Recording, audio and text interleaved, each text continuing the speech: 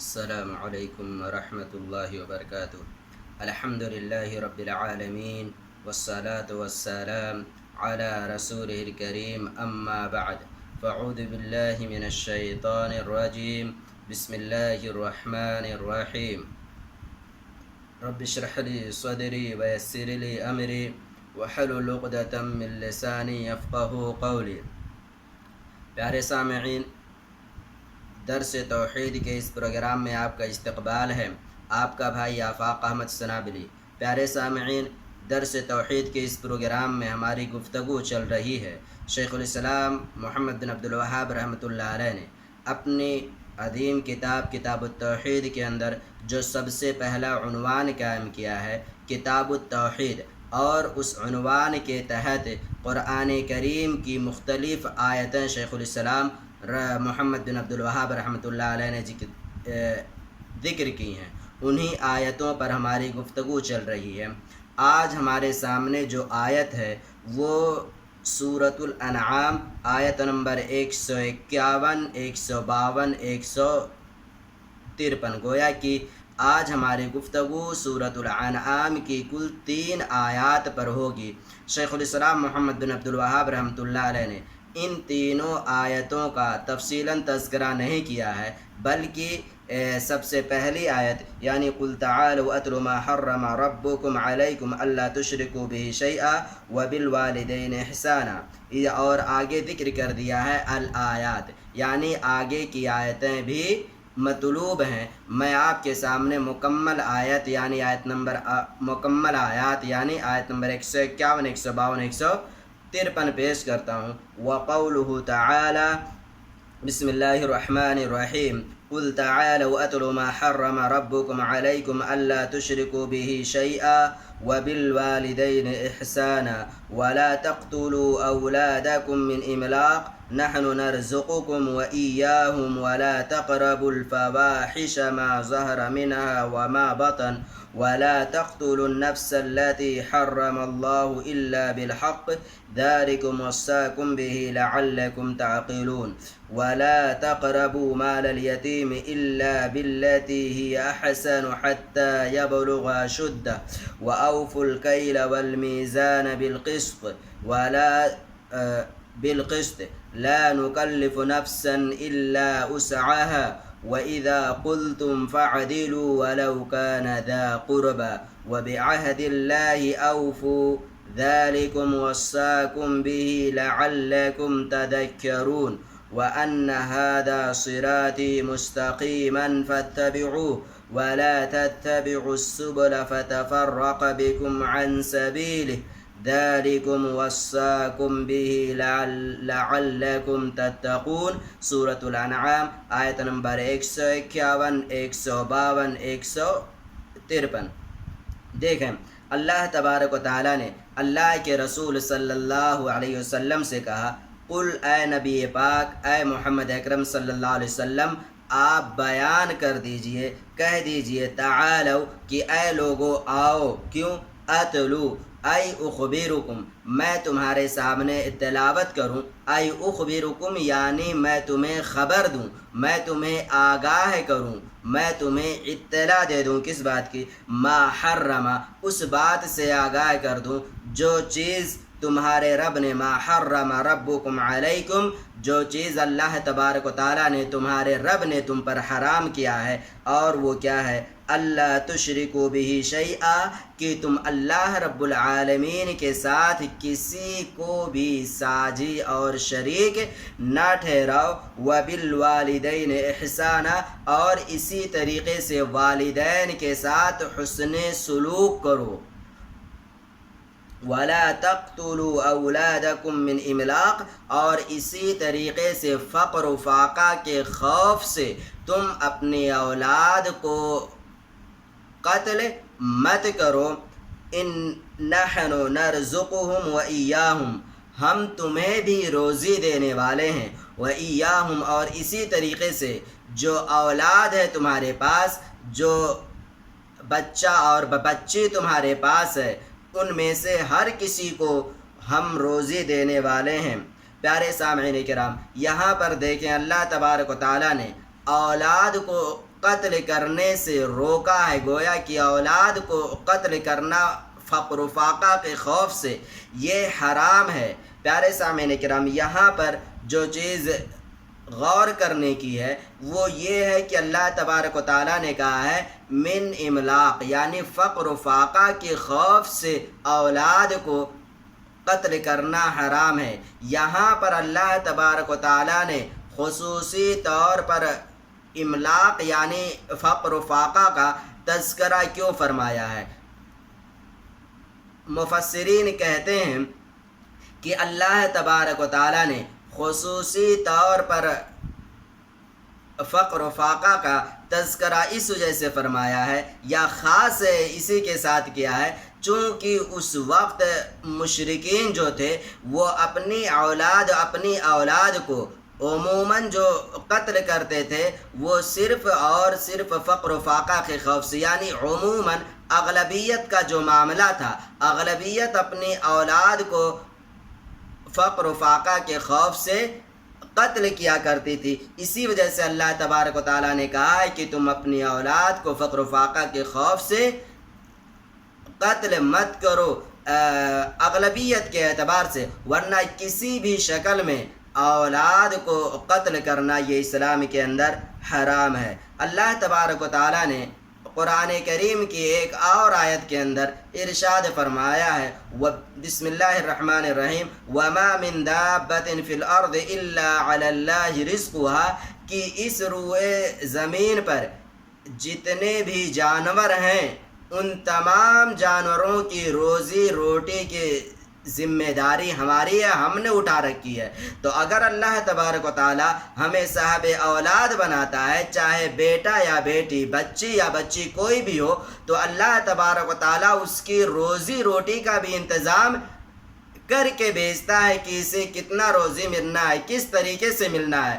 تو فقر و فاقہ کے خوف سے یا تنگ دستی کے خوف سے اولاد کو ہم قتل کر دیں، یہ بالکل بھی مناسب کیا، یہ انسانیت کے خلاف ہے۔ اسی وجہ سے اللہ تبارک و تعالیٰ نے اولاد کو قتل کرنے سے روکا اور کہا اولاد کیا، یہ تو اشرف المخلوقات ہے، جو اس روئے زمین پر جانور ہیں ان کی بھی روزی روٹی کی ذمہ داری ہم نے اٹھا رکھی ہے۔ انہیں روزی کہاں سے ملے گی، شام میں، دوپہر میں، صبح کے وقت، کسی بھی وقت انہیں روزی کہاں سے ملے گی، کس ڈھنگ سے ملے گی، وہ ان تمام چیزوں کی حفاظت کا انتظام کرنا ہماری ذمہ داری ہے۔ تو اللہ تبارک و تعالیٰ کی یہ ذمہ داری ہے کہ وہ روزی کہاں سے دے گا، کس ڈھنگ سے دے گا، کس طریقے سے دے گا۔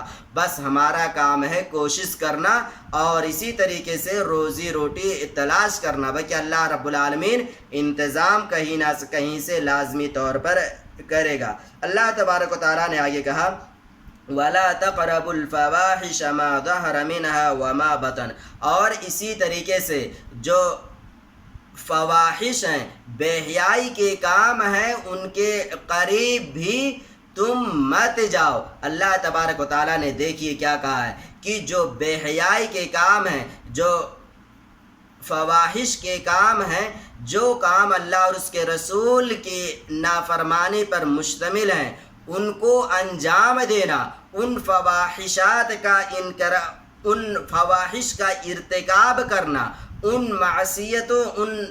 معصیات کا ارتکاب کرنا بہت دور کی بات ہے۔ اللہ تبارک و تعالیٰ نے بے حیائی کے کام کے قریب بھی جانے کی اجازت نہیں دی ہے، بلکہ بے حیائی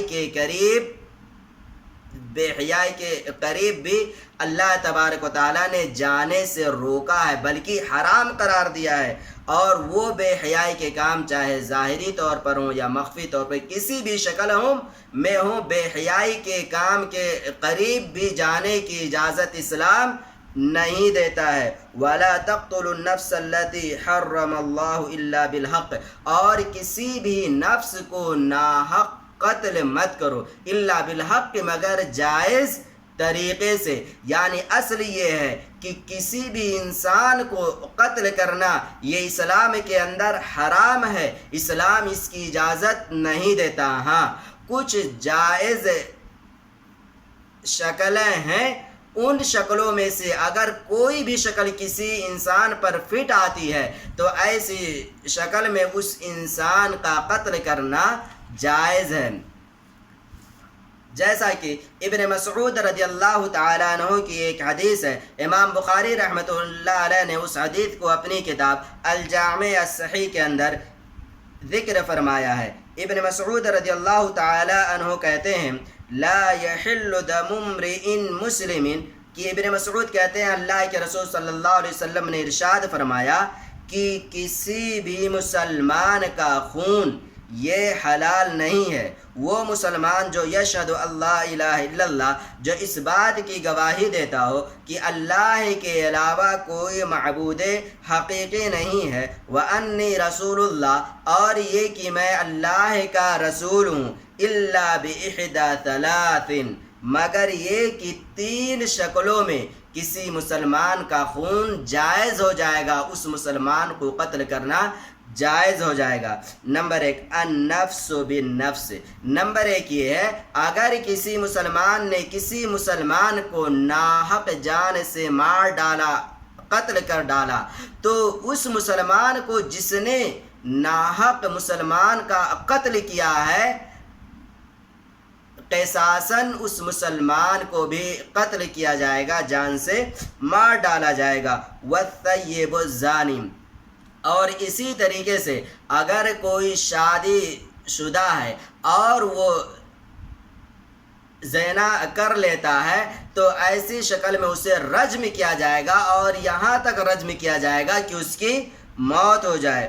والمارق من الدین التارک للجماعہ، اور اسی طریقے سے اگر کوئی ارتداد کا شکار ہو جاتا ہے، دین اسلام کو چھوڑ کر کسی اور دین کو اختیار کر لیتا ہے، تو اس مرتد شخص کو بھی قتل کرنا جائز ہے، اسلام نے اس کی اجازت دی ہے۔ اور اسی طریقے سے والقطاع الطریق، اور ایک اور روایت کے اندر آتا ہے والقطاع الطریق، اور جو قطاع الطریق ہیں ان کو بھی قتل کرنا جائز ہے۔ تو یہ کچھ شکلیں ہیں جن شکلوں میں کسی مسلمان کا قتل کرنا جائز ہے۔ اس کے علاوہ اور بھی ہیں، لیکن یہ 3 یا 4 شکلیں اس حدیث کے اندر بیان کی گئی ہیں۔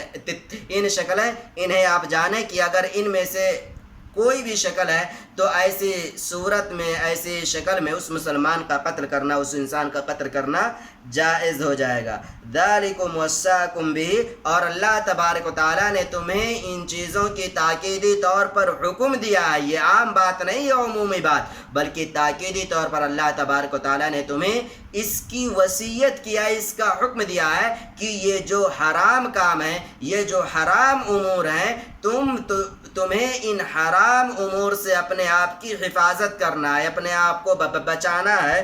لعلکم تعقلون، تم سمجھتے ہو۔ ولا تقربوا مال الیتیم الا بالتی ہی احسن، اور اسی طریقے سے کسی یتیم کے مال کے قریب بھی جانے کی اجازت اسلام نے نہیں دی ہے۔ تم کسی یتیم کے مال کے قریب مت جاؤ، الا بالتی ہی احسن، مگر یہ کہ احسن طریقے سے، یعنی نیت تمہاری ٹھیک ہو، صاف ستھری ہو، تو پھر ایسی شکل میں تم اس یتیم کے مال کے قریب جا سکتے ہو، ورنہ پھر کسی یتیم کے مال کے قریب جانے کی اجازت اسلام نہیں دیتا۔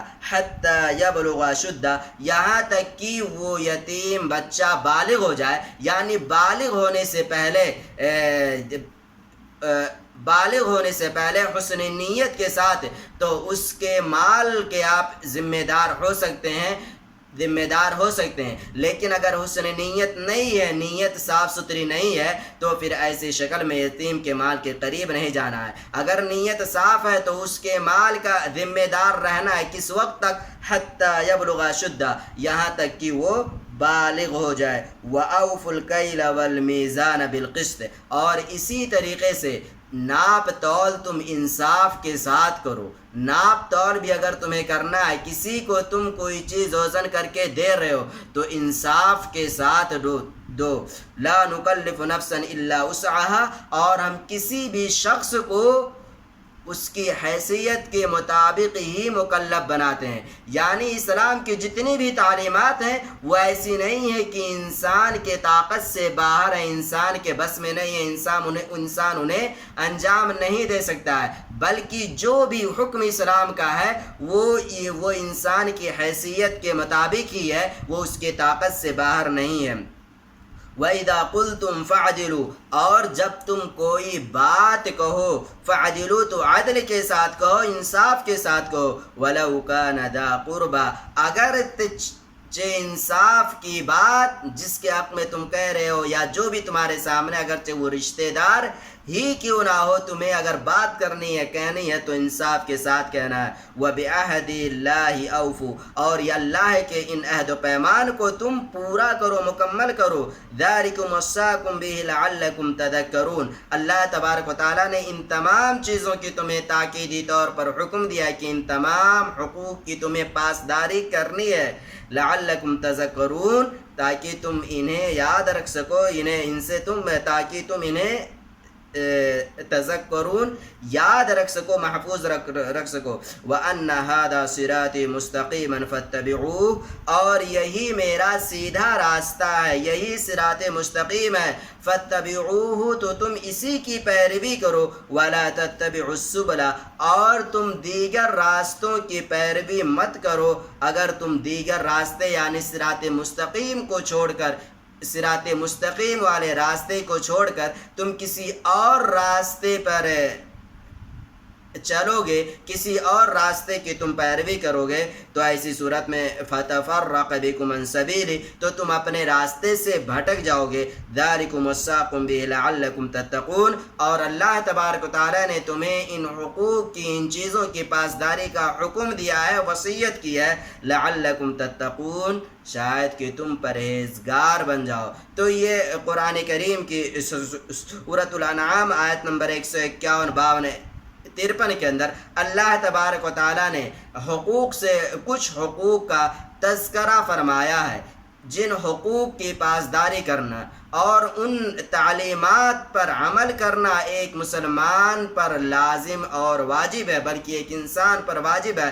اگر کوئی بھی شخص ان تعلیمات سے روگردانی اختیار کرتا ہے، ان تعلیمات سے چھوڑتا ہے، تو گویا ان تعلیمات کو چھوڑتا ہے تو گویا کہ وہ حرام کام کا ارتکاب کرتا ہے۔ پیارے سامعین کرام، ان تمام آیات کے اندر جو آیت کا جو حصہ محل استدلال ہے اس باب سے، یعنی محل استدلال ہے، یعنی آیت کا وہ حصہ جو باب کے موافق ہے، وہ آیت کا یہی حصہ ہے، ما حرم ربکم علیکم الا تشرکوا بہ شیئا، یعنی اللہ کی عبادت میں کسی کو ساجی اور شریک نہیں ٹھہرانا ہے۔ گویا کہ خالص اللہ کی عبادت کرنا ہے، توحید الوہیت پر ہی کاربند رہنا ہے۔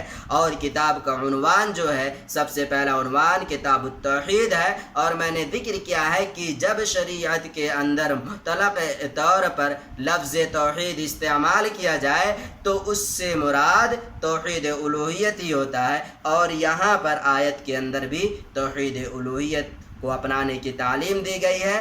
اللہ تبارک و تعالیٰ سے دعا ہے، الہ العالمین تو ہمیں کتاب و سنت پر عمل کرنے کی توفیق دے، آمین۔ اور اسی طریقے سے ہمیں پیارے رسول صلی اللہ علیہ وسلم کو ہر معاملات میں اپنا اسوہ، آئیڈیل اور نمونہ ماننے کی توفیق دے، آمین۔ اور اسی طریقے سے الہ العالمین تو ہمیں معصیات کے کاموں سے دور رکھ، گناہوں کے کاموں سے تو ہمیں بہت دور رکھ، آمین۔ والسلام علیکم ورحمۃ اللہ وبرکاتہ۔